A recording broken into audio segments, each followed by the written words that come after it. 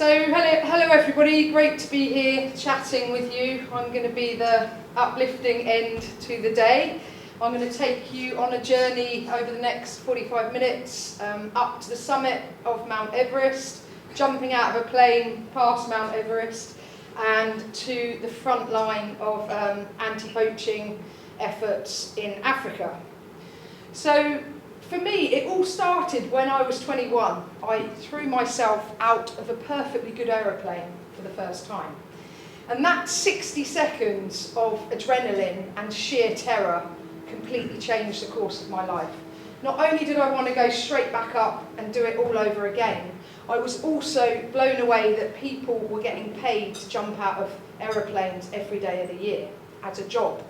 And funnily enough, when I was at school, my careers advisor hadn't mentioned this to me as a career option.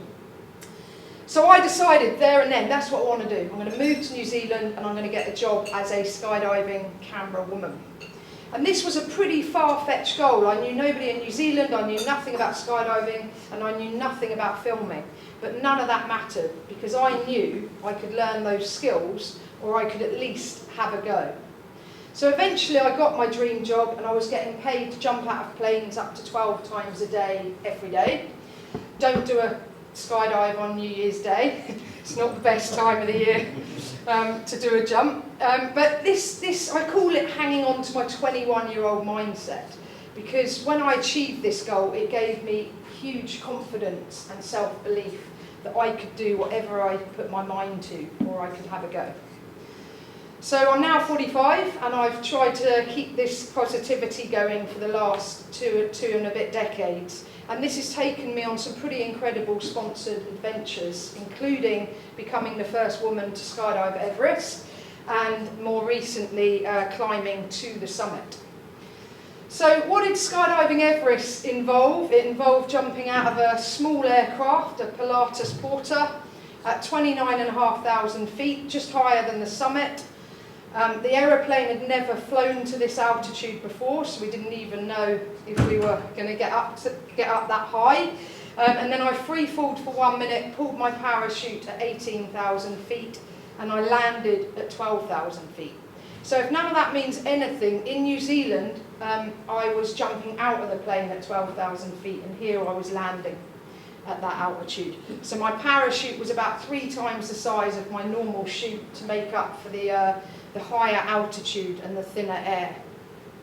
So just to rewind, when I first heard about this trip, I knew as a skydiver this was an opportunity that I wasn't going to miss out on. So I rang up the organiser and it quickly became apparent there were no other women signed up on this expedition. So I knew that was my hook for getting sponsors on board to become the first woman to skydive Everest. And he said, great, can I count you on board, Holly? And I said, yep. And he said, that will be £24,000. And I said, yep, no worries. Didn't have £24,000 sitting there, but that set the bar high for me to go out and get people to sponsor me and buy into my vision and my passion. And it's never easy getting sponsors on board. I think my easiest sponsor was a lobster farmer from North Wales who wanted to go. He sponsored me on Everest and he just wanted to talk in the pub on a Friday night about my adventures. So normally it's not that easy. So back to skydive Everest. So as I said, landed at 12,000 feet, so pretty high. No other civilian had landed at that height before. I'd never jumped with supplemental oxygen before. I had a suit specially made for the -60 wind chill factor, and I'd never jumped in ski goggles either. And my parachute was much bigger than my normal chute. So this was the landing area. It's actually a disused landing area, and the reason it's disused is about 15 years ago they thought they'd build a luxury hotel at 12,500 feet and fly in. I think it was Japanese tourists being flown in to see Mt Everest, and on their first or second trip a couple of people died because they actually couldn't fly people straight into 12,500 feet with no acclimatization. So as a business idea that didn't take off so well. So this was perfectly big enough, assuming we made it back there. But on two sides of this runway were really steep drop-offs into the valley below. And there were very few safe places apart from here for us to land. So we fly up, door opens, first person to skydive Everest jumps out, about 3 seconds in front of me. My camera flyer climbs out onto the step. I'm giving the count in the door, ready, set. Next thing, my camera flyer's hand is on my shoulder, pushing me back into the plane. Unbeknown to me, the pilot had held up the stop sign, don't let the jumpers out.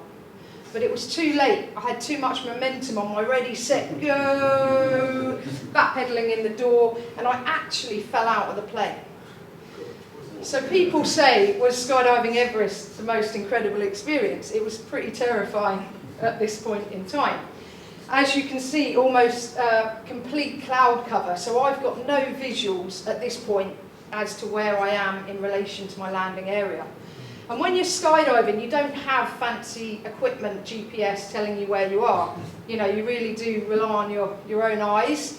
And also, when you're skydiving, you don't really have anyone else to ask anything. You know, you have to back yourself to make good decisions. So I came through the clouds, started to see these giant mountains around me, pulled my parachute opened. I've only had to pull my reserve chute once in 4,000 jumps, and I didn't want that to be here. And then my oxygen mask was really obscuring my vision, so I just decided to take the oxygen mask off so that I had full visuals on the ground below to find my landing area. So luckily I made it back. About 2 minutes after I landed, was just white out from like me to you away. The clouds just rolled up the valley and it was complete whiteout. 2 days later, same thing happened. Some skydivers went up, pilot held up the stop sign, they'd all jumped out, and unfortunately for them, the clouds had gone all the way to the ground. So they had no visuals. One lady broke her back, her femur, another guy landed in a yak farm. I don't know how well that went for the yak, but I felt really fortunate to walk away safely from this jump. So what I wasn't prepared for was the global media. So the minute I landed, microphone in my face, that was Reuters, the global news agency, and I flew home the next day and I was on the front of the Kathmandu Times, got upgraded thanks to Virgin on the way home, and they said your cameraman can stay in economy, so I said I'll see you in London. And then I got put in a hotel room, courtesy of the BBC, for 24 hours, and did 6 live TV interviews. So I was on the BBC Breakfast red sofa, and that was really nice because there was actually somebody to chat to. When I did CBS and CNN, I was put in a room with a fake bookcase, a camera, and they said, don't look anywhere else but this camera lens, and don't worry, you're just going out live to America. So I had an earpiece with an American lady interviewing me, and she asked me, how did you acclimate? That was a bit of a hot round the collar moment, and I answered that in a very British way, and I said, very well, thank you, and you? So that means acclimatise. I realise this now in American. But it got me thinking, how can I harness the power of the global media for a greater good than me jumping out of an aeroplane? So I'm going to come back to that point at the end of my talk. So when I got home, life seemed, I really don't like the word boring, but when you put so much time and energy into these great big goals and getting sponsors and keeping sponsors happy and training, you do think, what next? But luckily for me, I didn't have to wait too long for my what next. I got a phone call 2 weeks later saying, hi Holly, would you like to take part in another world first adventure? And I said, yes, what is it? And they said, it's a 1,000-kilometre horse race across Mongolia on semi-wild horses. I had the skill set already, so I said, absolutely. I made a phone call to a lady who was on the Skydive Everest trip, and she sponsored the whole expedition. Has anyone been to Mongolia here? Yes, Someone waving it back. So Mongolia is an incredible place. It's one of the world's last great wildernesses, and wherever you can go, wherever your eyes can go, you can go. That's a good thing and a bad thing in the context of this race. So I rode a total of 25 horses. They're actually ponies, but it's disrespectful in Mongolia to call them, they like to call them horses. And there were two rules to this race. One, we weren't allowed to ride more than 40 kilometres on one horse, and we couldn't ride at night because the terrain was too dangerous. And these horses, they're feisty, they're direct bloodlines of Genghis Khan's horses, and they spend 7 months of the year fending for themselves in the mountains. And it's quite incredible to see. You see like a 5-year-old kid jump on his horse, no saddle, goes into the mountains and comes back with a string of 30, 35 of these horses. He's just leading them in. That's the semi-wild bit, because a lot of them have to be rebroken to get a saddle on them every year. So this is Golf. I named my horses after the phonetic alphabet. He wasn't called Golf when I handed him back. But me and Golf went on quite an adventure. You'll see I've got a blue saddle bag. I had everything I needed for this trip. I was completely independent with food and cooker and all sorts, but I didn't really need any of that, to be honest. So there was no topographical information on this map. It was a screen A to B with a straight line between the two. What could possibly go wrong? So we thought, it's 4 o'clock in the afternoon, I was riding with a South African girl, and we thought we've got 4 hours to push on to the next checkpoint. So we thought we'll take the direct route up and over this mountain. But when we got to the top of that mountain, there was another mountain. We thought, yeah, we'll keep pushing on. By which time we were pretty deep in the mountains. The light goes from, it gets dark very quickly, and the temperatures drop from about 30 degrees in the day to about -2 at night. So we'd lost the light, it was freezing cold, we had no water, the smallest one-man tent on the market, trying to get 2 of us in the tent, and they tie their horses up with hobbles, so that's a piece of leather that goes around their legs, stops them moving off, apparently. There's very few places to tie your horse to. I'd had my hobbles stolen, so my friend, she hobbled her horse, I tied mine to a great big rock. We're lying in this one-man tent, it's pitch dark, there's all these scary noises, there's wolves, there's herds of wild horses out there. Next thing you hear, hop, hop, hop, hop, hop. That's her horse hopping off. Next thing you hear, this great big rock being dragged past the tent, and that was my horse. So we'd lost the horses at this point. And they didn't tell us a hobbled horse can move up to 5 kilometres an hour. It's quite incredible, they just literally hop. So we thought, we are not going out in the pitch dark to look for these horses, no way. So we waited till first light, and interestingly, the horses were right next to our tent. And it had been a really windy night, and these horses don't like flapping material. So that made me think, what else is out there that they feel safer being with us? So it took me a further 8 hours to catch this horse, and he was never further than a metre away from me. So we went into the mountains in pole position. We were in 2nd and 3rd in the race, but after our night in the mountains, we definitely lost our position. But to be honest, that didn't matter. The prize of this race was the experience of doing it. And the winner, he came in 7 days, I did it in 9 days, and he just sat at the finish line wishing he was still out on the step as part of the adventure.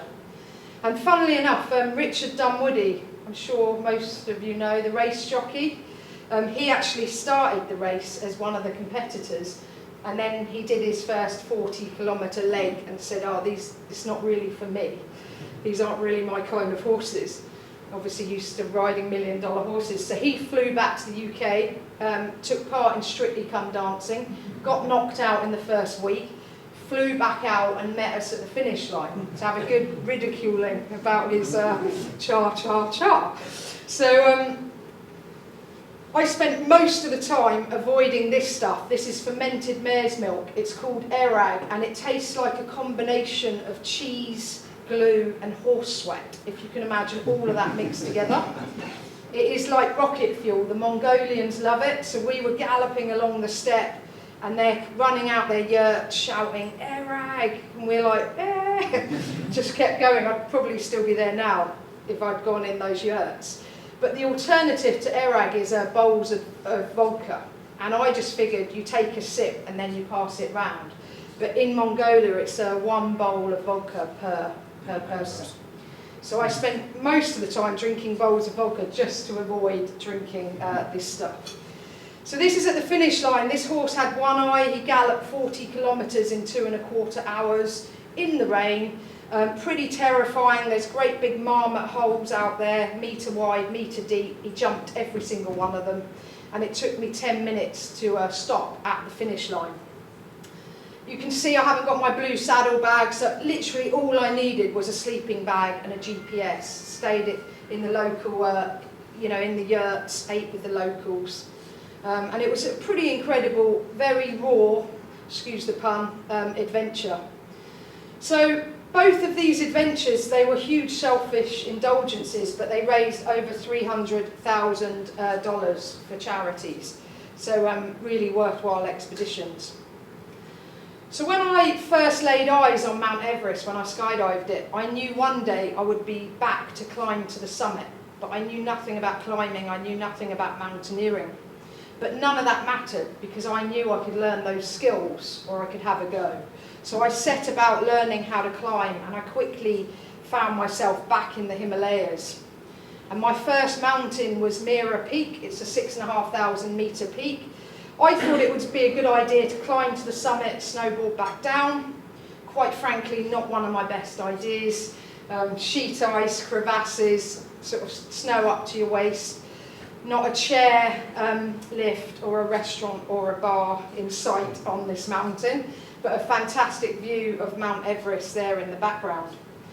The following week I went on to climb a 7,000 metre peak. It's the most remote peak in the Himalayas, and it was just such a pleasure to walk for 18 days with 0 phone coverage.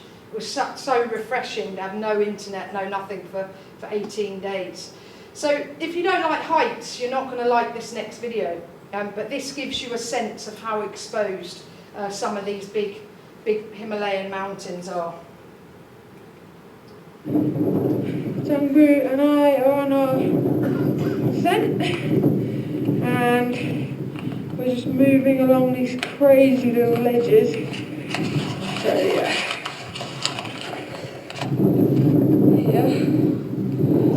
And this is what's the other side.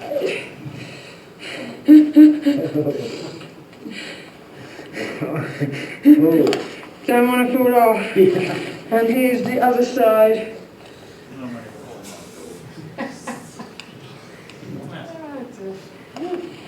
Definitely don't want to fall off either side. It's all good. So it's all good. That's become a bit of a mantra of mine. Lucky for me, I had a head for heights from skydiving, but some people really did struggle sort of shimmying along these ledges. So I was quite good on these mountains, given that these were my first 2 high altitude mountains. And I got to the summit about 2 hours before the rest of the team, much to the annoyance of some of the other team members, especially the big burly men that were like, well, what are you doing differently to me? And at the time I didn't know what I was doing differently, but now I do, and it's actually a technique that I've come up with. And I call it the mirror step. So when you leave a high camp, you leave about 10 or 11 o'clock at night, so you've got all night to climb to the summit and you've got all day to get back down. And there's not a lot to see, it's freezing cold, and I just slotted in behind one of the Sherpas, and when he moved his foot, I moved mine, when he moved his foot, I moved mine. And it's as simple as that. But what that does is it keeps your mind occupied. And trying to keep the negative voices out when you're up at high altitude, thinking, am I going to get left behind here? Am I going to die here? Am I not good enough to be here? And it's really hard to get rid of those voices once they come in your head. And it's quite meditative too. So now it's a technique that I use on every mountain. I'm a little less selfish about it these days in that I'll go in front for a bit, my climbing partner will follow me, and then I'll follow him. But it works whether you're running, hiking. If you're feeling a bit tired or there's a big hill, literally just start following the feet in front of you. It's that simple, but a really powerful technique. So I then went on to climb an 8,000 metre peak, Choi Oyu, from Tibet. There's Mt Everest in the background.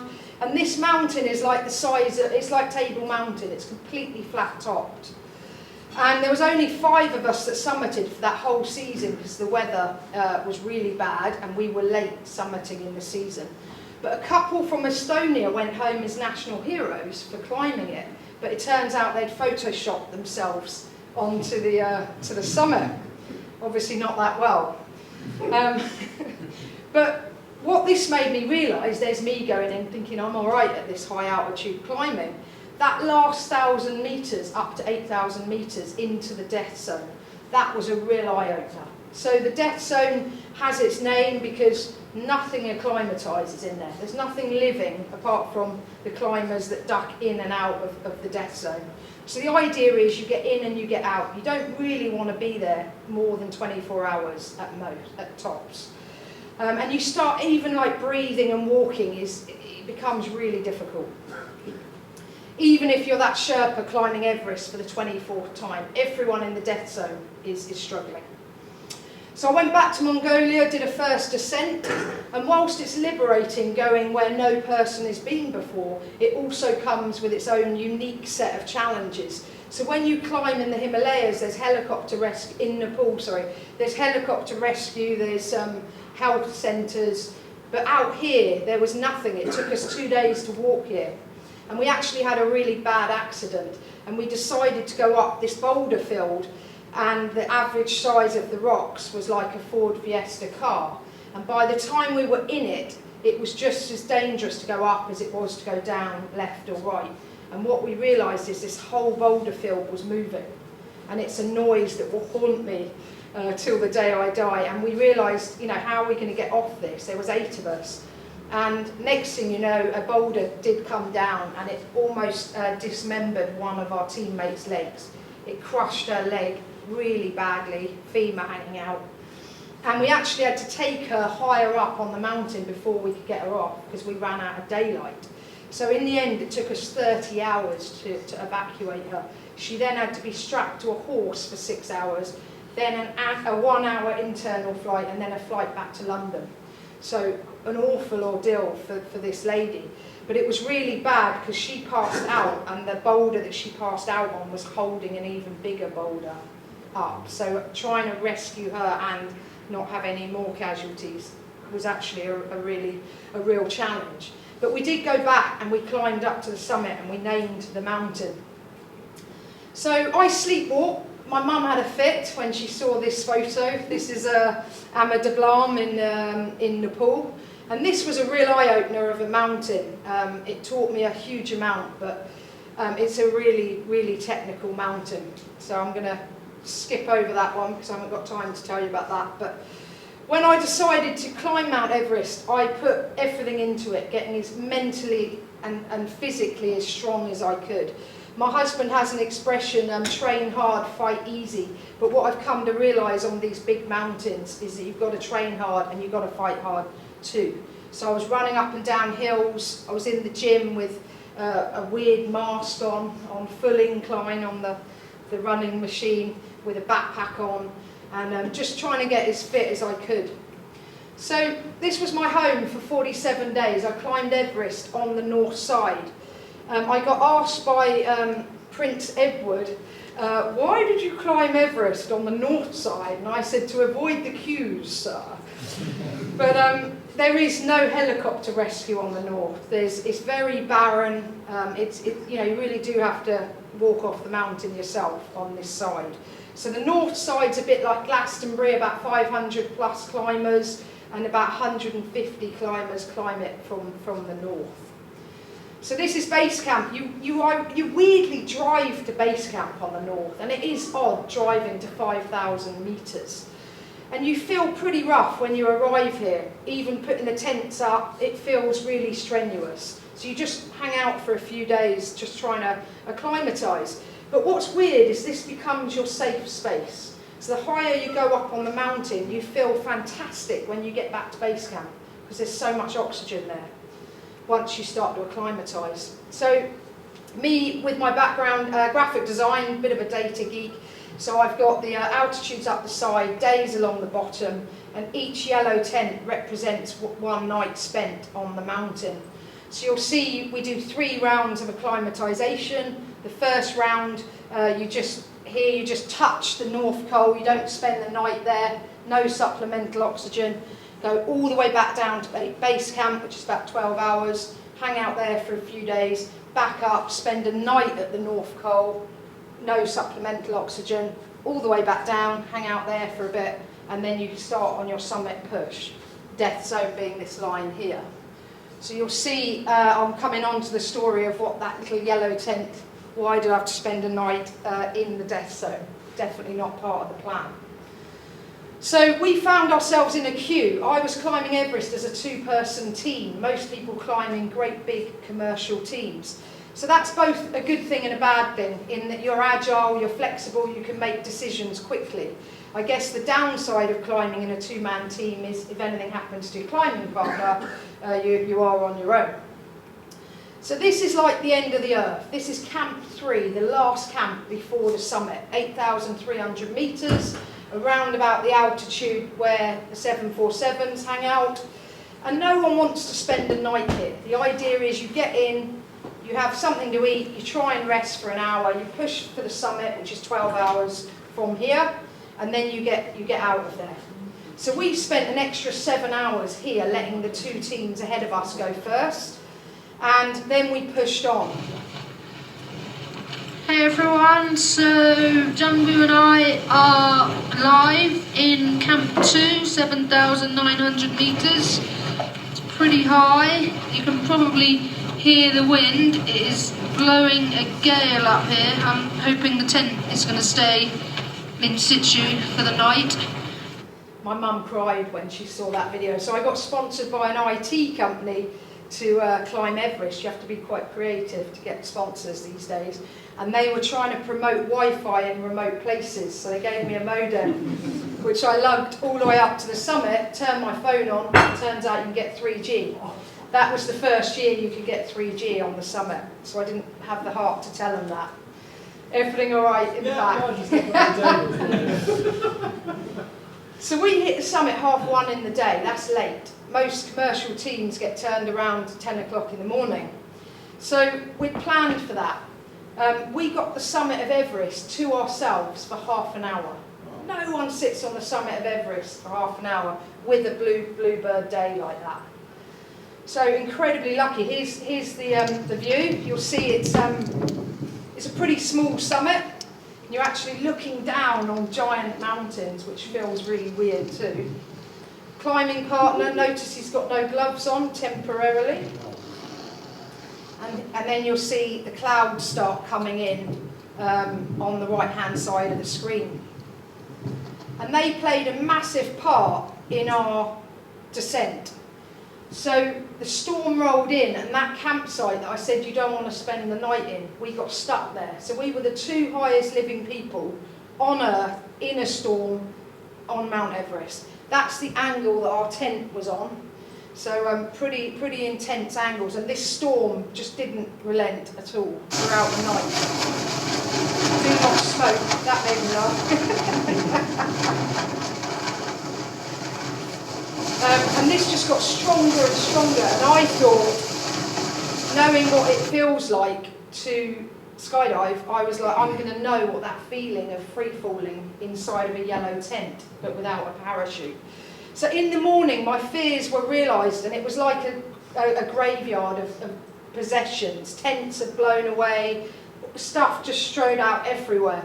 And in the campsite below us, one guy had been sitting in his tent, and the tent had, all the stitching had ripped off, so he was just left sat on the ground sheet.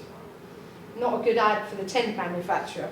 But all his stuff had just blown away. So it was really intense storm. And also, what I haven't mentioned is this was where I saw the first dead body on Everest on the way up. And then I saw 9 more bodies on the way to the summit. And that was pretty intense. Where else in the world do you step over a dead body and just carry on? But what got me even more than the dead bodies was the near dead. I've been quoted as calling Everest a zombie apocalypse, because you think they're dead and then they move. And they're the people that are semi-conscious, and they're literally roped to Sherpas being dragged up and dragged back down. And the Sherpas, who I'm really good friends with, I've climbed and worked with this particular group of Sherpas quite a lot, and they said they have to hide behind them on the summit so they can have their summit picture. But they're just holding them up because they're not able to hold themselves up. So it's a real eye-opener what goes on Everest. So why do I do this? One word, passion. And I used to think passion was enough on its own, because passion is contagious. People buy into passion. But in my 45 years now, I realise that it's all about passion with purpose. And that's what I'm going to spend the last part of just a few minutes at the end of my talk, talking about what my real purpose is. So as much as I love adventuring, skydiving, climbing mountains, I wanted to go back to my roots of being creative, graphic design. So 10 years ago I went and studied for a master's in sustainable design at the University of Brighton. And I was actually studying a material called vegetable ivory, which is a nut from a palm tree from South America. And it's almost identical in colour and texture to elephant ivory. And that got me researching the African elephant crisis. And I was so horrified by the data and the statistics of 96 elephants being poached each day for their ivory that I wanted to use my skills as a graphic designer to come up with a fresh awareness-raising campaign. So I built this necklace. It's won 5 design awards so far, and it's 96 elephants cut in the vegetable ivory to show the daily poaching rate. One elephant is hand cut in brass because the poachers' bullet shells are commonly made from brass, and one elephant here is facing the other way to say that this crisis can still be turned around. But currently there's around 400,000 elephants left in the wild in Africa, so 35,000 being poached each year. So just around about 10 years till we may not see elephants in Africa. So to accompany my necklace is my hard-hitting exhibition that travels around the world. It's in the foyer as well, so I'll come on to that, a much condensed version. So this is 35,000 elephants on a wall showing the annual poaching rate. My campaign is non-gruesome, it's non-gory, and it's non-political. I'm just visualising the data. And what that does is it allows me to go into lots of spaces and connect with audiences such as schools and young people, and with adults that don't want to see gruesome, gory images. I believe we've become desensitised to that. So I started thinking, how's this all fitting together? I need a bit of adventure back in my life as well, and that's when I heard about these incredible women on the front line. They're Africa's first all-female anti-poaching team in South Africa. They're called the Black Mambas, and they're unarmed. They just have pepper spray and handcuffs, and they patrol a different beat every single day, up to 20 kilometres. And they're making huge strides forward. Poaching has come down by 99% in the last 10 years since their inception. So here's a short video of footage that I've taken whilst out on patrol with them. They dismantle snares, so wire traps. This is some of the snare wires, and they monitor the wildlife, and they took me back to their communities where they do a lot of work as well. So I've also spent time in Zimbabwe with the Akashinga Rangers, who are a very different model. These women are fully armed with AK-47s, and they go face to face with the poachers. So patrolling with these ladies makes Everest look like child's play. You know, we're dropped out in the middle of the bush. There's signs of wildlife, signs of poachers, and I'm the only white person, so I stand out an absolute mile in the bush. Here's some footage I set up. They tried to get me in their uniform to cover me up, but unfortunately it was a short-sleeved shirt. But we were walking for hours and hours and hours in the beating heat of the of the day. And again, they're monitoring the wildlife, dismantling the snares. So these women, and they've been the sort of basis for many more female rangers to pop up, female ranger teams in Africa and now globally. And not only are these ladies on the front line of conservation, they're also fantastic role models in their communities. They're educators and they're beacons of hope. And it really is incredible seeing the ripple out effect over the last 10 years of employing women from the local communities. Becoming a ranger has empowered these women. Many of them have brought land, they've built houses, they've gotten an education, some of them have got degrees, their kids are in school, access to better healthcare. And that fascinates me, you know, that whole thing of empowering a woman, empower a woman, empower a nation. So this lady here, she's called Karen, she's 21 and she leads her team in Kenya. And I thought, that's fantastic, she's in a mixed team and she's got 50-year-old men or lower, you know, or younger in her team that had full respect for her. But when I got chatting to her, she said, you know, it comes at a price because I'm now the breadwinner of the family. I've got a 1-year-old daughter at home and I don't get home very often. And when I go home, my daughter doesn't know that I'm mummy because her mum's bringing up the child. And then she said to me, but even if I wanted to go home, that option is now no longer open to me because I am now the breadwinner of the family. So it's like an onion, you just keep peeling back the layers on the work that these incredible women are doing. These ladies are in Nigeria.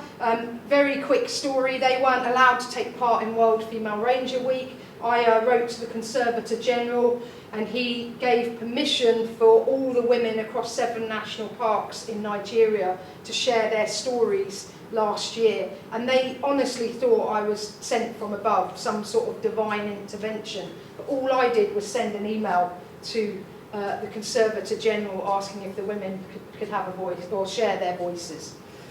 And this lady here, she's Panima, she's in India protecting the stork. And this bird was really heading into extinction quickly. And now she's got 10,000 women from local communities all thinking of the stork. They protect it like one of their children. They have baby naming ceremonies. And woe betide anyone that goes near these birds that were seen as filthy because they feed on the rubbish, the garbage piles. So an incredibly inspiring lady. So just to finish, I set up World Female Ranger Week 2 years ago. 3 years ago it was World Female Ranger Day. And it's a platform to share the stories of these women in the global media and to raise funds for them. So last year we got 500 million views in the media around this week. And we got lots of fantastic exposure. And it's such an amazing thing, really hearing the stories of these inspirational women and getting them out there. So now I'm working with about 5,500 female rangers around the world. And even though they're on opposite sides of the planet, I can start to see some real similarities in the challenges they're facing. And the main thing is there's still lots of social stigma around women working in this role. Also equipment, so now we've got sports bras, for example, as part of their uniform. Before they were doing 20-kilometre patrols and they didn't have the right supportive underwear. Doesn't sound a big thing, but for these ladies, you know, they're getting sore shoulders, sore backs. So we really help towards that. So it's about figuring out what are their challenges and how can we help them. Dreams do come true. I've had 3 letters from Sir David Attenborough. I used to think he had a team of people writing for him, but each one is in the same handwriting. But this has been, you know, a huge privilege for him to congratulate me on the work that I'm doing for African elephants and for female rangers. So just to finish, in the last week I've become a UN Women UK delegate. I've been listed in the top 100 women in social enterprise, and 3 months ago in New York City I was awarded Woman of the Year in Non-Profit. So it's not all about me, but definitely the job that I'm doing is helping to amplify the voices of the women on the front line. So it's a real team effort. So I'm going to finish today by saying, think big, dream bigger, and go climb your Everest, whatever that may be. Thank you very much.